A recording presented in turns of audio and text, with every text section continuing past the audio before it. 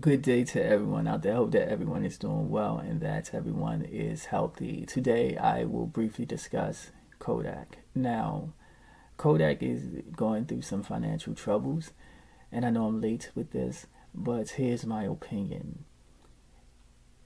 Kodak is not connected to the consumer film photographer. They're so stuck in that whole algorithm of looking for another brand name film photographer to cross promote Kodak. Maybe they would tag a film photographer with a small amount of followers or not well known, but they're still not connected to the consumer film photographer. And what every consumer film photographer and professional film photographer have in common is that they both started off as consumer film photographers. Also, Kodak has what, the gold at 24 exposures for like $6.99 at B&H. B&H is usually the measuring point where you could see the lowest price of a roll of film or a box of film, or Adorama, their competitor. So it's like going to a restaurant. You have to have appetizers.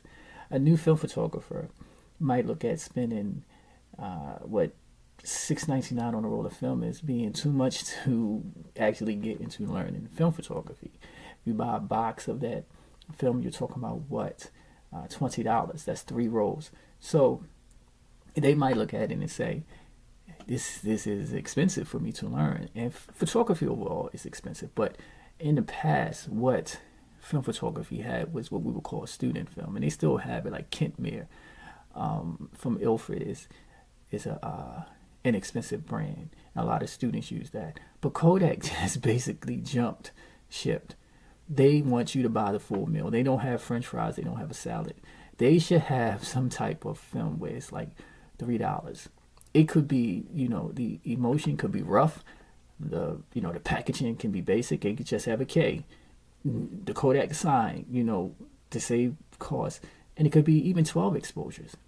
But Kodak is so not in tune with the film photographer in the streets or the consumer film photographer. They are stuck in their brand.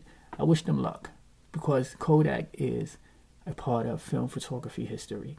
What George Eastman did in the late part of the 19th century with Kodak was to show that you could take a medium and merge it with a brand and make it a household name. So that's my opinion about this. Be ambitious and become healthy. Have a great day, everyone. Peace.